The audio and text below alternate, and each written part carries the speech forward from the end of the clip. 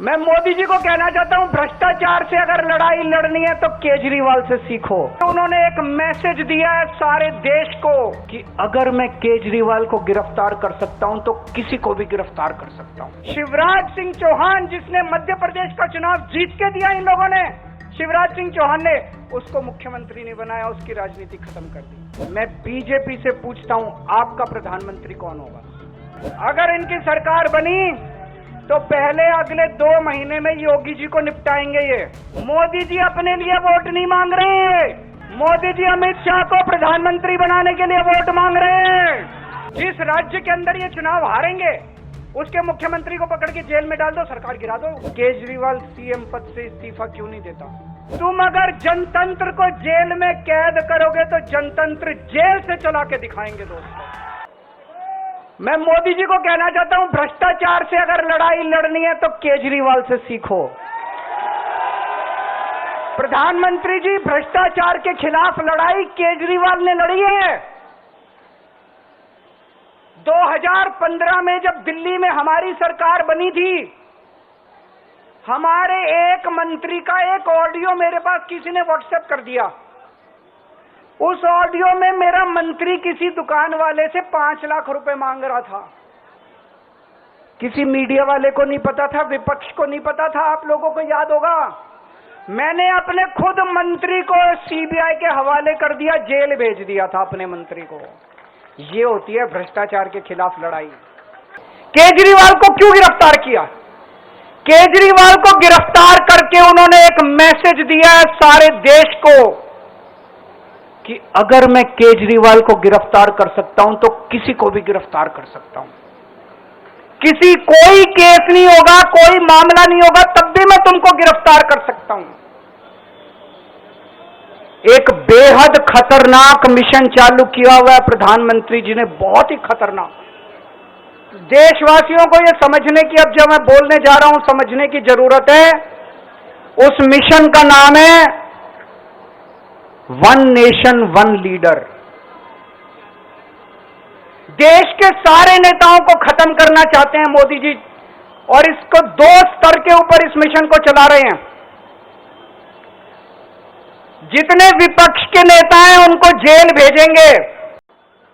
विपक्ष के अंदर आज इन्होंने मनीष सिसोदिया को जेल भेज दिया, संजय सिंह को जेल भेज दिया, सत्येंद्र जैन को जेल भेज दिया, केजरीवाल को जेल भेज दिया, हेमंत सोरेन को जेल भेज दिया, ममता दीदी के कई मंत्रियों को जेल भेज दिया, स्टैलिन के कई मंत्रियों को जेल भेज दिया, केरला के सीएम के पीछे पड़े हैं।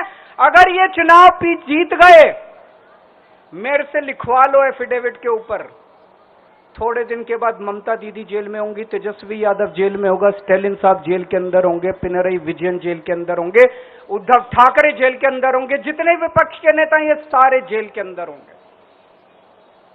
अगर ये चुनाव जीत गए, इन्होंने बीजेपी का एक नेता नहीं छोड़ा। आडवाणी जी की राजनीति खत्म कर दी इन्होंने, मुरली मनोहर जोशी की राजनीति खत्म कर दी, सुमित्रा महाजन की। शिवराज सिंह चौहान जिसने मध्य प्रदेश का चुनाव जीत के दिया इन लोगों ने, शिवराज सिंह चौहान ने उसको मुख्यमंत्री नहीं बनाया, उसकी राजनीति खत्म कर दी। वसुंधरा राजे की राजनीति खत्म कर दी इन्होंने, खट्टर साहब की राजनीति खत्म कर दी, डॉक्टर रमन सिंह की राजनीति खत्म कर दी। अब अगला किसका नंबर है? योगी आदित्यनाथ। अगर ये चुनाव जीत गए, मेरे से लिखवा लो, 2 महीने के अंदर उत्तर प्रदेश का मुख्यमंत्री बदल देंगे ये लोग। योगी आदित्यनाथ की राजनीति खत्म करेंगे, उनको भी निपटा देंगे ये लोग। यही तानाशाही है दोस्तों। वन नेशन वन लीडर ये चाहते हैं, एक ही तानाशाह इस देश के अंदर बचेगा, एक ही तानाशाह इस देश के अंदर बचेगा। मैं सुप्रीम कोर्ट का बहुत बहुत शुक्रिया अदा करना चाहता हूं। उन्होंने 21 दिन दिए हैं, एक दिन में 24 घंटे हैं। मैं एक दिन में 24 में से 36 घंटे काम करूंगा, पूरे देश भर में घूमूंगा इस तानाशाही को रोकने के लिए। दोस्तों, जितनी मेरे अंदर ताकत है, मेरा सब कुछ कुर्बान है देश के लिए। मेरा तन मन धन सब कुछ कुर्बान है मेरे देश के लिए। मेरे खून का एक एक कतरा मेरे देश के लिए, मेरे शरीर का एक एक कतरा, मेरी जिंदगी का एक एक पल मेरे देश के लिए। मेरे देश को बचाने के लिए मैं पूरे देश में जाऊंगा। दोस्तों, अब एक बहुत महत्वपूर्ण बात करने जा रहा हूं, उसको ध्यान से सुनना। ये लोग इंडिया गठबंधन से पूछते हैं आपका प्रधानमंत्री कौन होगा। मैं बीजेपी से पूछता हूं आपका प्रधानमंत्री कौन होगा। आप लोग सोच रहे होंगे केजरीवाल क्या बात कर रहा है, मोदी जी होंगे। नहीं, मोदी जी अगले साल 17 सितंबर को 75 साल के हो रहे हैं। बीजेपी के अंदर मोदी जी ने 2014 में मोदी जी ने खुद ने रूल बनाया था कि बीजेपी के अंदर जो भी 75 साल का होगा उसको रिटायर कर दिया जाएगा। सबसे पहले आडवाणी जी को रिटायर किया गया, उसके बाद मुरली मनोहर जोशी जी को रिटायर किया गया, फिर सुमित्रा महाजन को रिटायर किया गया, फिर यशवंत सिन्हा को रिटायर किया गया। अब मोदी जी अगले साल 17 सितंबर को रिटायर होने वाले हैं। तो मैं बीजेपी से पूछना चाहता हूं आपका प्रधानमंत्री का दावेदार कौन है। दोस्तों, अगले साल 17 सितंबर तक अगर इनकी सरकार बनी, तो उस पे भी आऊंगा मैं, अगर इनकी सरकार बनी तो पहले अगले 2 महीने में योगी जी को निपटाएंगे ये, और उसके बाद मोदी जी के सबसे खास अमित शाह को ये प्रधानमंत्री बनाएंगे। तो मैं लोगों को, देश के लोगों को आगाह करना चाहता हूं, मोदी जी अपने लिए वोट नहीं मांग रहे, मोदी जी अमित शाह को प्रधानमंत्री बनाने के लिए वोट मांग रहे हैं। मैं पूछना चाहता हूं मोदी जी से और अमित शाह जी से, ये मोदी की गारंटी पूरी कौन करेगा? क्या अमित शाह मोदी की गारंटी पूरी करेंगे? जब आप अगर जो वैसे तो मेरे को लगता है मैं भी आऊंगा उसके ऊपर, मुझे नहीं लगता इनकी सरकार बन रही है, लेकिन जो बीजेपी को वोट देने जाएं वो ये सोच के जाना कि आप मोदी जी के नाम पे वोट नहीं दे रहे, आप अमित शाह के नाम पे वोट दे रहे हैं। दोस्तों, अगर मैं गलत हूं तो मेरे को बताना, हरियाणा में इनकी सीट कम हो रही है, राजस्थान में कम हो रही है, कर्नाटक में कम हो रही है, दिल्ली में कम हो रही है, बिहार में कम हो रही है, महाराष्ट्र में कम हो रही है, कर्नाटक में कम हो रही है, बंगाल में कम हो रही है, झारखंड में कम हो रही है।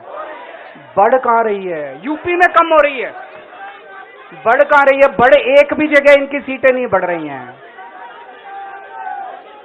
मेरा अपना मानना है, और सट्टा बाजार में भी वो जो चल रहा है, इनकी 220 से 230 के बीच में सीट आ रही है, उससे ज्यादा सीट नहीं आ रही है। जब मैं जेल के अंदर था तो कुछ लोगों ने यह मुद्दा उठाया, केजरीवाल सीएम पद से इस्तीफा क्यों नहीं देता। दोस्तों, केजरीवाल को कभी किसी पद का लालच नहीं हुआ। मैं यहां मंत्री, मुख्यमंत्री, प्रधानमंत्री ये सब बनने नहीं आया। इनकम टैक्स में कमिश्नर की नौकरी करता था, कमिश्नर की नौकरी छोड़ के दिल्ली की झुग्गियों के अंदर 1 नहीं, 2 नहीं, 3 नहीं, 10 साल तक मैंने दिल्ली की झुग्गियों के अंदर काम किया है, सुंदर नगरी और नंद नगरी की झुग्गियों के अंदर, इनकम टैक्स कमिश्नर की नौकरी छोड़ के। जब मेरे को दिल्ली की जनता ने पहली बार सीएम बनाया, असूलों के ऊपर 49 दिन के अंदर सीएम पद से इस्तीफा दे दिया था। एक चपरासी की नौकरी कोई नहीं छोड़ता। सीएम बनने के लिए लोग अपना दायां हाथ कटाने के लिए तैयार होते हैं। मैंने खुद से अपने आप सीएम की कुर्सी को लात मार दी थी 49 दिन के अंदर। मेरे लिए सीएम पद इंपॉर्टेंट नहीं है। आज मैंने सीएम पद से इस्तीफा क्यों नहीं दिया जेल जाने के बाद? दोस्तों, पिछले 75 साल में भारतवर्ष में इतने राज्यों के चुनाव हुए, इतने राज्यों के चुनाव हुए, दिल्ली के अंदर सबसे ऐतिहासिक बहुमत से आम आदमी पार्टी जीती, 55-56% वोट। एक बार 67 सीट, एक बार 62 सीट, इतने भारी बहुमत से आज तक कोई राज्य की सरकार 75 साल में नहीं जीती। इतने भारी बहुमत से जीतने के बावजूद झूठा केस, अब उनको पता है वो हमें हरा नहीं सकते दिल्ली के अंदर। उन्हें पता है अगले 20 साल तक दिल्ली में आम आदमी पार्टी को कोई नहीं हरा सकता।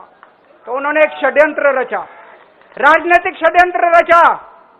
केजरीवाल को झूठे केस में जेल भेज दो, केजरीवाल को इस्तीफा देना पड़ेगा, केजरीवाल की सरकार गिर जाएगी।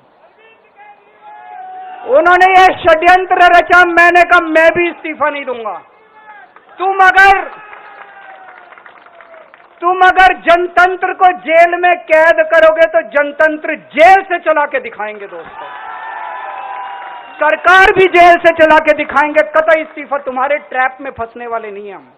ये अगर हेमंत सोरेन साहब को भी इस्तीफा नहीं देना चाहिए था, जेल से सरकार चलानी चाहिए थी। अगर हमने इस्तीफा दे दिया, ये तो बड़ा अच्छा इनके लिए।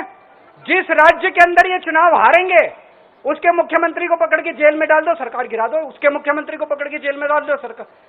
आज मैं अगर दिल्ली की जेल के अंदर रह के दिल्ली की जेल से इस्तीफा नहीं दे रहा, वो इस तानाशाही के खिलाफ संघर्ष कर रहा हूं, इसको समझ लेना आप लोग। केजरीवाल को किसी पद का लालच नहीं है। सीएम तो 100 सीएम की कुर्सी देश के नाम कुर्बान है दोस्तों।